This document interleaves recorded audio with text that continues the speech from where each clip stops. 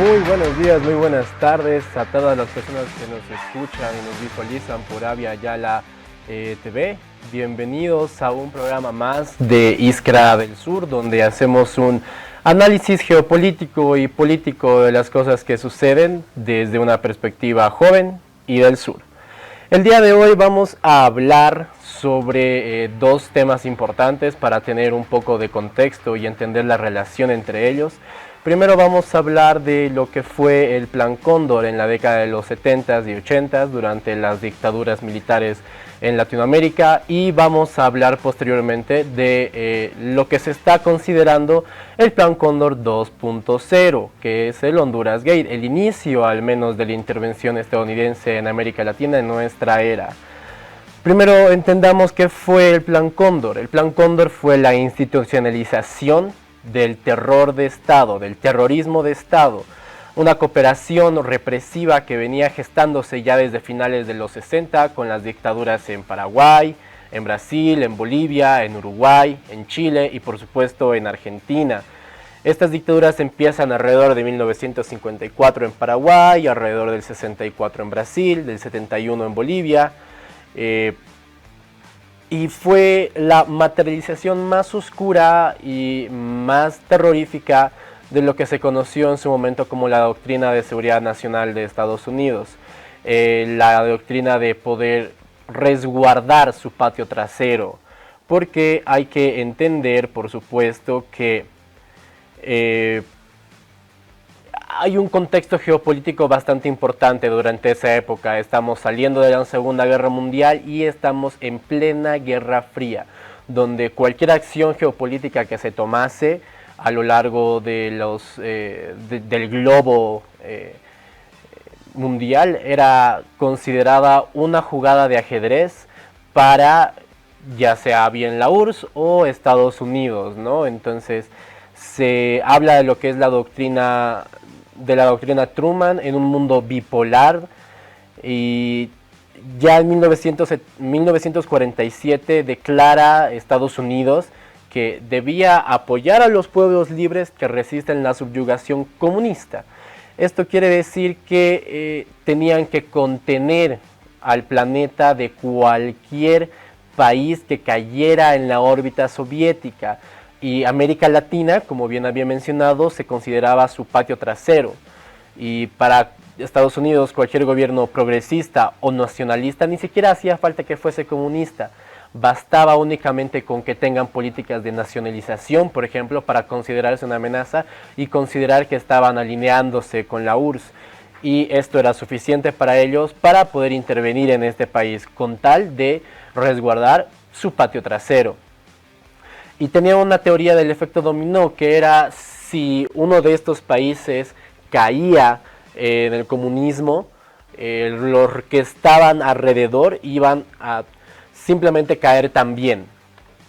¿Qué era la doctrina de seguridad nacional? Este fue el manual por el cual Estados Unidos enseñó a todas las dictaduras del Cono Sur cómo tenían que obrar en contra de cualquier persona que pensase diferente. Esto no fue inventado en Sudamérica, sino en la Escuela de las Américas, que tenía su central en en Panamá. Y eran manuales del Pentágono. Tenía 3 pilares internos. El enemigo era interno. La amenaza ya no era hacia un ejército extranjero, sino contra el propio ciudadano que simplemente pensaba diferente. Podían ser sindicalistas, podían ser estudiantes, podían ser intelectuales o podían ser incluso curas de la teología de liberación. Todos estos se consideraban como subversivos. La guerra contrainsurgente era el segundo pilar, que era una guerra total, sin fronteras y sobre todo sin reglas. Se justificaba la tortura, la desaparición, el asesinato como métodos legítimos para poder conservar la civilización occidental. Y el tercer pilar era la seguridad nacional por encima de todo. El bienestar del Estado y los intereses económicos, especialmente de estos, estaban por encima de cualquier derecho individual, de cualquier derecho humano, y la seguridad era un fin que justificaba cualquier medio. Ahora, ya hablando específicamente del Plan Cóndor, este también tenía tres pilares claves en los cuales se apoyaba. El primero era la centralización de la inteligencia, donde toda la información de estos subversivos se concentraba en una base en Santiago de Chile, y vamos a ver después que también se concentraba cerca de Asunción, que es donde se encuentran los archivos del terror, que ahorita vamos a hablar de eso. Lo segundo era la comunicación encriptada, que tenían un canal secreto que permitía a los agentes poder coordinar acciones de manera rápida y eficiente, pasando las fronteras. Canales de comunicación y equipos de comunicación y de encriptación que por supuesto fueron dados por Estados Unidos. Y el tercero era la coordinación operativa, que desde una oficina especial se supervisaban todas las misiones conjuntas que habían entre los países. Este Plan Cóndor permitió a los líderes sudamericanos, a los dictadores sudamericanos, atacar a personas que habían huido de sus países de origen y continuaban denunciando las dictaduras desde el extranjero. ¿Cuál era el modus operandi del Plan Cóndor? Era dar el gran salto, ¿no? Pasar a estas personas que estaban en el exilio y perseguirlas aún en el exilio, ¿no? Era una caza transnacional. Ya no bastaba con huir de tu país, porque te iban a perseguir en prácticamente toda Latinoamérica.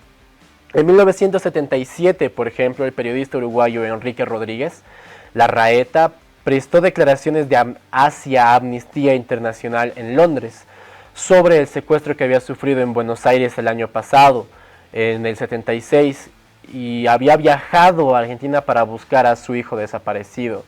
Relató cómo fue detenido y torturado en 3 cárceles secretas entre Argentina y Uruguay, antes de poder ser liberado 6 meses después. Este testimonio proporcionó pruebas irrefutables de la coordinación que tenían entre estos países para poder apresar, para poder capturar, torturar, asesinar y desaparecer a cualquier disidente. Ahora, Washington, Estados Unidos, no tenía solamente un apoyo moral contra las disidencias, sino también tenía un apoyo directo en formación, en apoyo político, en apoyo sobre todo logístico, para enseñar y coayudar con las dictaduras a poder apresar a todos estos disidentes. Por ejemplo, en Chile, para el 73, con el golpe de Pinochet hacia Allende, la CIA gastó millones de dólares para desestabilizar a Salvador Allende primero. Financiaba huelgas, medios de comunicación opositores y también financiaba grupos paramilitares. El propio Kissinger declaró que no veo por qué tenemos que quedarnos de brazos cruzados viendo cómo un país se vuelve comunista por la irresponsabilidad de su propio pueblo. Es decir, no me importa si el pueblo ha elegido democráticamente a un líder, si este líder es comunista o un poco socialista o un poco tirado a la izquierda, no me sirve y voy a hacer lo que sea necesario para derrocarlo. En Argentina, por ejemplo, para el golpe que se dio en Argentina también, el embajador de Estados Unidos, Robert Hill, se reunió con los golpistas días antes del 24 de marzo y les transmitió el visto bueno que había desde Washington. El secretario de Estado, Henry Kissinger, dio luz verde al nuevo régimen, asegurando que Estados Unidos haría todo lo posible para apoyarlos. Lo mismo pasó en Brasil, cuando la CIA y el gobierno de Johnson aportaron logísticamente al golpe con una flota de petroleros estadounidenses en la costa brasilera, listos para intervenir si era necesario. La formación y el entrenamiento militar que recibían venía exclusivamente y de manera clara de Estados Unidos. Miles de oficiales latinoamericanos pasaron por la conocida Escuela de las Américas, que se encontraba en Panamá y hoy está en Fort Benning, en Georgia. Allí aprendieron técnicas de interrogación, de inteligencia, de contrainsurgencia, contra muchos de los y de ahí es que salen muchos de los más grandes torturadores que se conocen en la era moderna. La CIA y el Pentágono además enviaron asesores personales y directos a los países del Cono Sur para poder modernizar los servicios de inteligencia y coordinar la represión.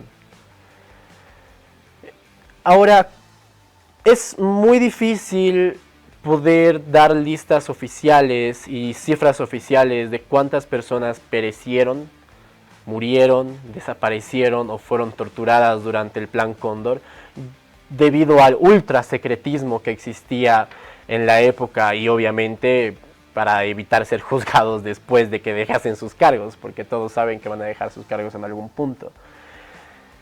Y sin embargo se puede hablar de ciertas cifras, pero hablemos de lo que había comentado antes, que en Paraguay, en Asunción, cerca de Asunción, se encontró lo que se llamaban como las listas del terror o los documentos del terror. El llamado hallazgo o la toma de la Bastilla paraguaya, que es como se le conoce coloquialmente, fue el 22 de diciembre de 1992, 3 años después de la caída de Stroessner, que era el dictador, Stroessner, disculpen, que era el dictador paraguayo que estuvo más tiempo como dictador en el Cono Sur. Fue un hecho decisivo que cambió la historia y la memoria de América del Sur. El preso político y abogado también, expreso político y abogado Martín Almada presentó un recurso de habeas data para obtener sus propios antecedentes policiales. El juez José Agustín Fernández ordenó el allanamiento y fue una fuente anónima, una mujer que llamó a Almada y le proporcionó la ubicación exacta de estos archivos. Se allanó unas dependencias policiales en la ciudad de Lambaré, cerca de Asunción, y días después se completó la incautación por medio de la Dirección Nacional de Asuntos Técnicos del Ministerio de Interior, y se encontraron aproximadamente 3 toneladas de documentos, unos 300 metros lineales de archivos que se estima contienen más de 700.000 documentos. Se trataba del archivo de la represión, que la dictadura no había tenido tiempo o voluntad de destruir. Es una base de datos completamente horrible. Los archivos contienen fichas prontuariales, declaraciones de detenidos, libros de entrada y salida de presos, informes de inteligencia, fotografías y correspondencia con otros regímenes. Es la evidencia de que el sistema de vigilancia era total, mantenían fichas incluso de niños que se consideraban subversivos. Ahora hablemos de estas cifras. El juez Agustín Fernández, director del Centro de Documentación, señaló que a partir de estos archivos se estima por lo menos 30.000 desaparecidos, 50.000 muertos y más de 400.000 encarcelados. Y no hay cifras siquiera aproximadas de cuántas de esas personas habrán sido torturadas, pero podemos suponer que todas estas personas fueron finalmente torturadas. Como podemos entender, el Plan Cóndor fue una de las organizaciones desde Estados Unidos hacia América del Sur para poder intervenir más grandes que ha existido en la historia. Vemos fácilmente que durante estos periodos las dictaduras no estaban preparadas para poder organizarse de esta manera, porque evidentemente no tenían la logística, no tenían los medios de comunicación, no tenían la tecnología suficiente para poder llegar a este punto de organización. Y era necesario justamente la ayuda y la intervención de Estados Unidos y el apoyo de Estados Unidos, no solamente para legitimar sus gobiernos y permitirles estar operando de esta manera, sino para poder permitirles tener la capacidad realmente de hacerlo, ¿no? De darles las herramientas necesarias, de modernizar sus ejércitos, de modernizar la comunicación que tenían y poder comunicarse entre ellos. Podemos ver, por ejemplo, en las imágenes que esto lo captó un periodista extranjero que venía de paso por Bolivia, por ahí de los 70s, durante la dictadura de Banzer. Esto es camino a Oruro. Podemos ver cómo los militares los desvisten y les tratan como si fueran peor que animales.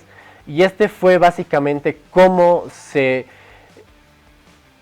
ejecutó el Plan Cóndor a lo largo de Latinoamérica, ¿no? Con detenciones ilegítimas, con abusos policiales, con abusos militares, con desapariciones.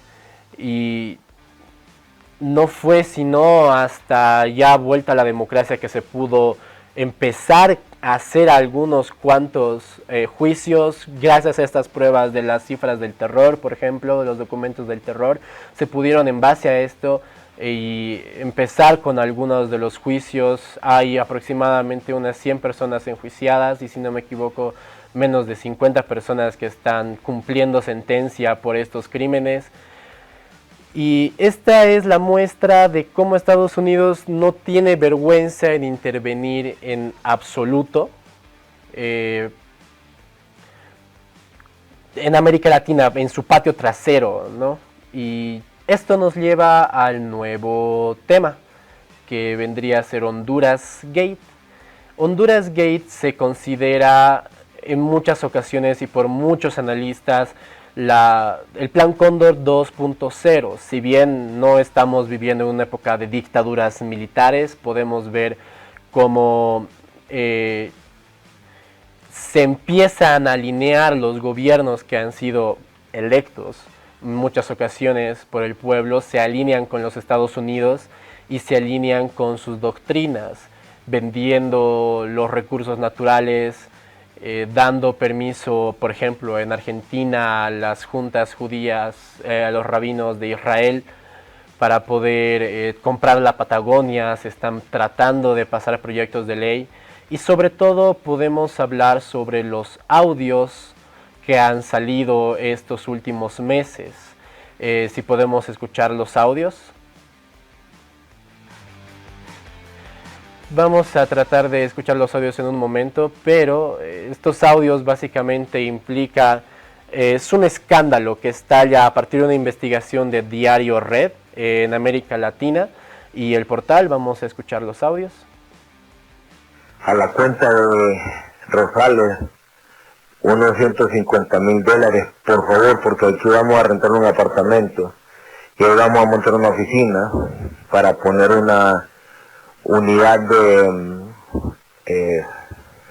periodismo digital. Me lo va a manejar alguien más aquí del equipo del presidente de Estados Unidos. Bueno, él es de los republicanos que nos están colaborando. Nos van a montar un sitio de noticias donde van a sacar unos datos importantes sobre Manuel Zelaya y Xiomara Castro. Te voy a transferir desde una cuenta de un amigo, a ver si te lo pueden entregar en efectivo, pero explícame qué vamos a hacer con eso, qué ganamos. Vamos a montar una célula, presidente, desde aquí, desde Estados Unidos, informativa, para que no nos rastreen ahí en Honduras. Va a ser como un sitio de noticias latinoamericanas. Estuve en una llamada con el presidente Javier Milei y fue exitosa, muy buena. Y yo creo que en este punto podemos hacer cosas grandes para toda Latinoamérica. Se vienen unos expedientes contra México, se vienen unos expedientes contra Colombia, y lo más importante, contra Honduras, en este caso contra la familia Zelaya. También creo yo que necesitas un poco más de dinerito para vos. Entonces te vamos a mandar otros 150,000 y así vos podés sobrevivir un poco más allá. Vamos a sacarlo de ahí. Gracias a mí usted está sentado en esa silla. Presidente voy a ser yo. Y espero su apoyo. Porque eso fue lo que hablamos con el presidente Trump. Estamos listos, 4 años más. Desde ya hay que irlo diciendo de nuevo. La gente quiere al presidente Juan Orlando, lo necesita en Honduras. Son centenares de personas que dicen, miles, millones de personas que quieren que Juan Orlando regrese. Así que, presidente, cuente con nuestro apoyo. Saludarle. Ya tuvimos una sesión privada con los inversionistas y están muy positivos para ver la expansión en Roatán, de la sede y en Comayagua, para también Palmerola. Vamos a mover otra Palmerola específicamente ahí en Roatán, a donde está Próspera, una base, eso ya lo negociamos. También el interoceánico. Honduras necesita fuerza, necesita logística, necesita sangre. Si vos querés tener a la gente controlada, necesitas oprimirla, exprimirla, contrarrestar la violencia, generando violencia. Es que es lo que el presidente Trump diga. Y vos hacete cuenta y caso que él va a estar ahí toda una eternidad. ¿Cómo? No sé, pero vos hacete cuenta y caso de eso. Ya se me casó a mí. Y no dejas tan blandito, no te toques el corazón. No dejas tan blandito. Si no, no puedes hacer el trabajo. Ahí dijo Pablo Escobar. Hemos podido escuchar cómo Juan Orlando Hernández y su círculo más íntimo se mandaban audios en WhatsApp, en Telegram y en Signal. Esto sale a base de una investigación realizada por parte de Diario Red en América Latina y el portal Honduras Gate. Publican más de 37 audios filtrados de conversaciones, como decía, en WhatsApp, Telegram y Signal. Pero muchas personas pueden decir, están hechos con inteligencia artificial, son falsos, están actuados. Pues la verdad es que no, porque se fueron sometidos al protocolo Phonexia Voice Inspector, que es una suite forense checa usada por agencias de inteligencia en más de 60 países. Esto le otorga un peso técnico bastante fuerte a su autenticidad. Juan Orlando Hernández fue recientemente indultado por el presidente Trump a finales del año pasado tras ser condenado por narcotráfico. Pasó de ser uno de los cabecillas contra la lucha del narcotráfico a ser uno de los enemigos número uno de Estados Unidos por hacer pasar más de 400 toneladas de cocaína a su estado. Pero se le escucha, como pueden recordar, que coordina una célula informativa desde Estados Unidos para poder desestabilizar a los gobiernos progresistas de nuestra región. Su objetivo declarado es atacar y extirpar el cáncer de la izquierda en América Latina. Pero conozcamos un poco más de Juan Orlando Hernández. Inició su carrera política en el Congreso Nacional, donde fue diputado por la Empira desde el 98 hasta el 2014, y su salto a la importancia política, a la fama política, llega entre el 2010 y el 2014, cuando es presidente del Congreso y cuando impulsa su agenda de seguridad y mano dura contra, como decía, el crimen organizado. Esto le ganó el respaldo de sectores conservadores y empresariales, y en 2013 fue elegido presidente, y en 2017 logró la reelección, una reelección bastante controvertida porque la Corte Suprema tuvo que anular la prohibición constitucional para poder ser reelegido. La reelección en Honduras estaba completamente prohibida.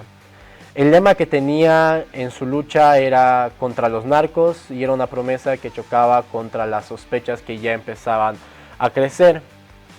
Los fiscales federales demostraron que Hernández operaba un narcoestado. La evidencia más contundente fue la condena de su hermano, Juan Antonio "el Tony" Hernández, en 2019 por tráfico de drogas. En el juicio contra Juan Orlando Hernández, testigos y narcotraficantes convictos lo señalaron directamente, y uno de los alcaldes aseguró que le pagó millones de dólares a Juan Orlando Hernández y a su predecesor para asegurar rutas de cocaína. Otro testigo lo citó diciendo que le vamos a meter la droga a los gringos a sus narices. Eso es lo que decía Juan Orlando Hernández antes de hacerse amiguito con Estados Unidos por medio del presidente Trump.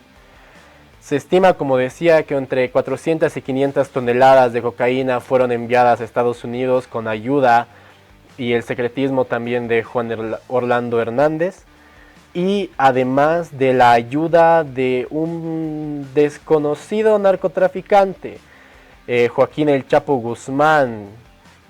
Sí, se sabe que fue él quien ayudó a Juan Orlando Hernández en las elecciones con dinero a cambio de mantener el secreto y a cambio de permitir el transporte de sustancias ilícitas a los Estados Unidos. Además, se habla de millones de dólares aceptados en sobornos de parte de diferentes traficantes para poder mantener estas rutas. Su caída fue rápida. Una vez que dejó la presidencia en el 2022, fue arrestado en su domicilio a petición de Estados Unidos y fue extraditado. La acusación, que antes se veía como un aliado, se lo acusó de ser uno de los ejes de las conspiraciones de narcotráfico más grandes del mundo, protegiendo y enriqueciendo a los narcos, a cambio de sobornos, por supuesto. En marzo de 2024, un jurado federal en Nueva York lo declaró culpable de conspiración para traficar drogas y uso de armas de fuego y sentenciado a 45 años de prisión y además a una multa de unos 8 millones de dólares. El juez lo acusó de utilizar sus considerables habilidades actorales para aparentar ser un luchador contra el narco y quedó recluido en una prisión de máxima seguridad en Virginia.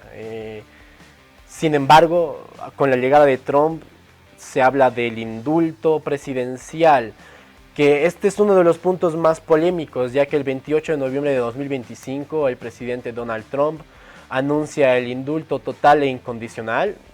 Mentira, no es incondicional porque el indulto se cobra y lo pagaron los israelíes, una junta de rabinos israelíes por medio de Netanyahu también. Pero lo calificó, la justificación fue que era una cacería de brujas y que el régimen de Biden lo había tratado injustamente, que no porque haya algunos cuantos narcotraficantes en tu territorio significa que tú tengas que ir 45 años preso.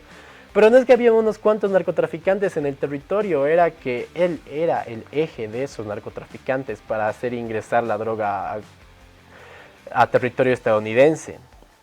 Ahora se habla de que el presidente actual, Narri Asfura, que ganó la presidencia en Honduras, y su vicepresidenta María Antonieta Mejía, aprueban el desvío de más de $150,000 de fondos públicos que eran de la Secretaría de Infraestructura y Servicios Públicos para alquilarle un departamento en Estados Unidos a Juan Orlando Hernández para poder empezar con la operación.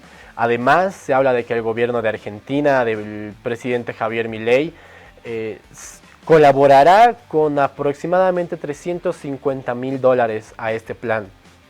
Además, el gobierno de Israel, por medio de lo que se escucha en los audios también, y Benjamín Netanyahu, habían financiado y habían negociado el indulto presidencial de Trump hacia Juan Orlando Hernández, y se confirma esta vieja alianza estratégica, ya que gran parte de la población hondureña tiene una orientación evangélica protestante, que lo que hace generalmente esta orientación religiosa es apoyar a Israel, es apoyar al Estado de Israel y a su religión judía, y por medio de esto a las ocupaciones en Palestina, a los genocidios en Gaza, etcétera, etcétera.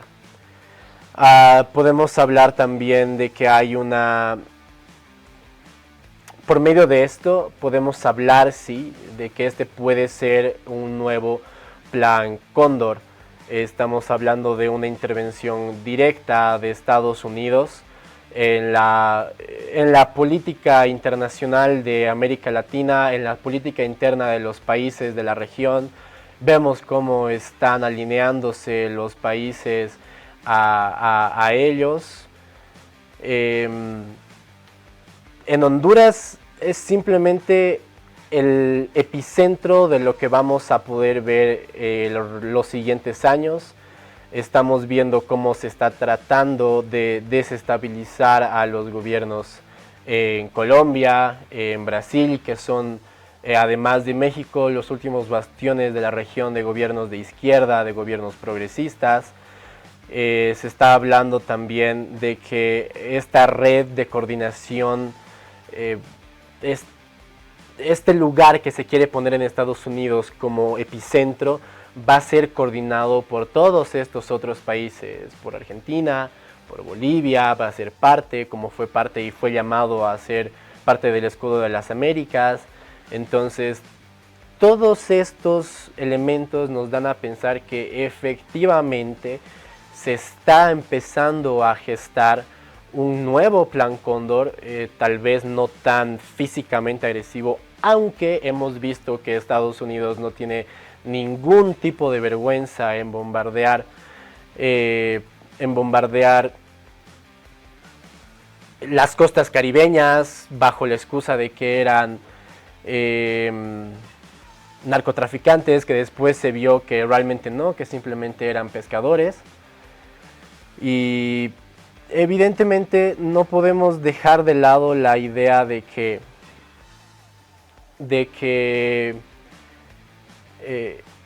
es necesario tomar en cuenta todos estos elementos para ver y saber cómo reaccionar. Bueno, vamos a ir a un pequeño corte y vamos a regresar para dar cierre a este pequeño, a esta intervención mía.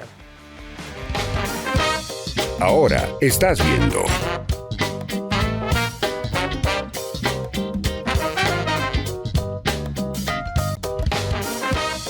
Continúas viendo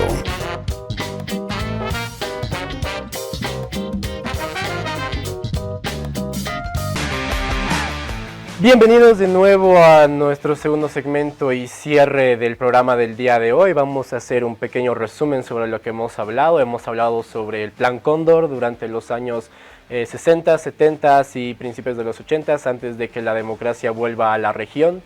Hemos dicho de esto que fue una organización e institucionalización del terrorismo de Estado gestada por Estados Unidos, apoyada logística, política y moralmente por Estados Unidos a los regímenes dictatoriales, represivos, asesinos y torturadores de la región. Hemos hablado sobre cómo se coordinaban entre todos estos para evitar que los disidentes puedan escapar y poder apresarlos, torturarlos y asesinarlos. Hemos hablado de que se consideran al menos 30,000 desaparecidos en la región, al menos 50,000 asesinatos y por lo menos 400,000 personas presas, capturadas por las diferentes dictaduras de la región. Hemos hablado sobre cómo se organizaban con Estados Unidos y cómo Estados Unidos les permitía obrar y los apoyaba políticamente para poder mantener su patio trasero en orden. De la misma manera hemos hablado cómo el Honduras Gate se está gestando como el nuevo Plan Cóndor, con Juan Orlando Hernández, expresidente convicto de Honduras por narcotráfico. Ahora fue indultado por el presidente Donald Trump, después de que Netanyahu y una junta de rabinos haya negociado y pagado su indulto, con el fin de poder ingresar a Centroamérica y desde Centroamérica expandirse hacia el Caribe, hacia Latinoamérica y hacia Sudamérica en su totalidad. Hemos visto que presidentes como el actual presidente de Honduras, Nasrawi, está desviando fondos públicos, más de $150,000 para pagarle un departamento a Juan Orlando Hernández en Estados Unidos, donde va a ser el epicentro de esta red. Y también presidentes como Javier Milei, que está destinando alrededor de $350,000 a este proyecto. ¿Con la venia de quién? Con la venia de Estados Unidos y con la desvergüenza del presidente de decir que sí, que efectivamente ha intervenido en las elecciones de países como Chile, Perú, Honduras, y que ha salido completamente victorioso. Hay que tener cuidado, hay que tener mucha hay que estar bastante atentos a cómo se va desarrollando este tema, porque no podemos permitir que nuevamente, después de muchos años de lucha, después de muchas cosas que han pasado para poder recuperar la democracia, para poder recuperar la soberanía y para poder elegir nosotros como pueblo sudamericano cuál va a ser nuestro futuro, no podemos permitir que nuevamente Estados Unidos nos siga tratando como su patio trasero y siga haciendo lo que le cante el gusto para movilizar a la población de maneras que simplemente no son éticas. Pueden escuchar estos programas en Avia Yala TV, en nuestras redes de Instagram y YouTube como Iskra del Sur, y nos pueden encontrar también en estas diferentes otras actividades que realizamos.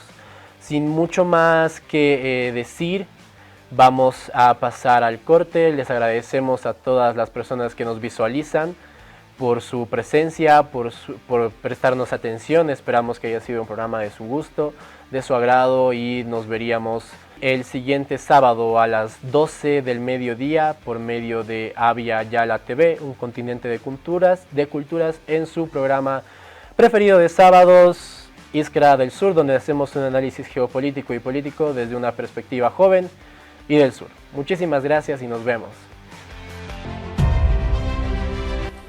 El Plan Cóndor consistió en una organización estratégica de alcance internacional en la que participaron las dictaduras sudamericanas que gobernaban en Bolivia, Chile, Argentina, Uruguay, Brasil y Paraguay, y que tuvo lugar entre los años 1970 y 1980. Estos países se organizaron con el fin de erradicar y perseguir al comunismo, a la vez de instaurar políticas neoliberales en Sudamérica bajo la coordinación e influencia y financiación de los Estados Unidos y la Agencia Central de Inteligencia, la CIA. El plan fue propuesto por Henry Kissinger, secretario entonces de la presidencia de los Estados Unidos, durante el contexto de la lucha entre el capitalismo y el comunismo. El principal objetivo de esta coordinación internacional fue tanto luchar contra el comunismo de la región como instalar nuevas políticas neoliberales. Para llevarlo a cabo, el plan pretendía acabar con todo aquel que supusiera una amenaza para las políticas liberales que planteaba Estados Unidos.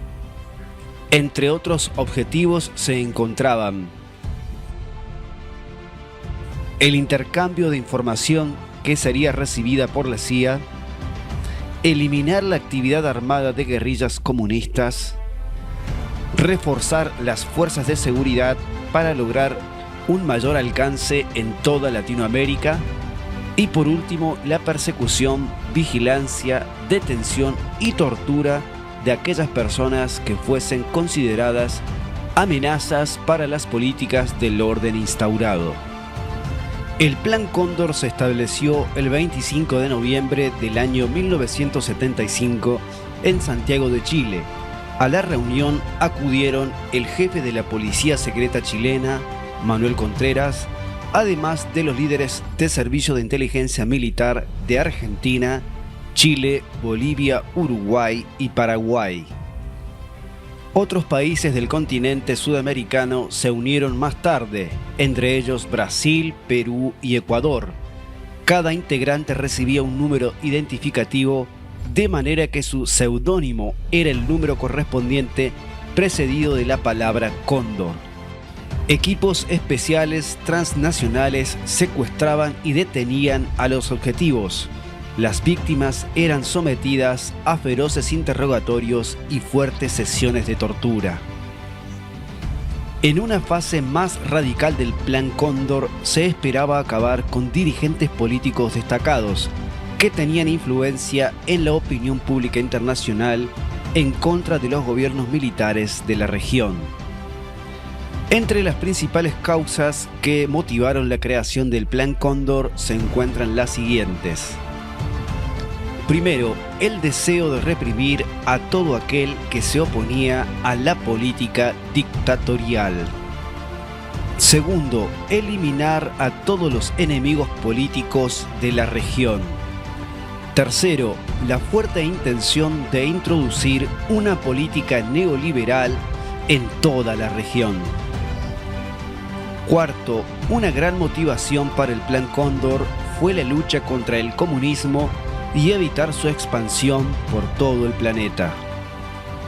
Y quinto, intercambiar información valiosa relacionada con los subversivos de toda la región.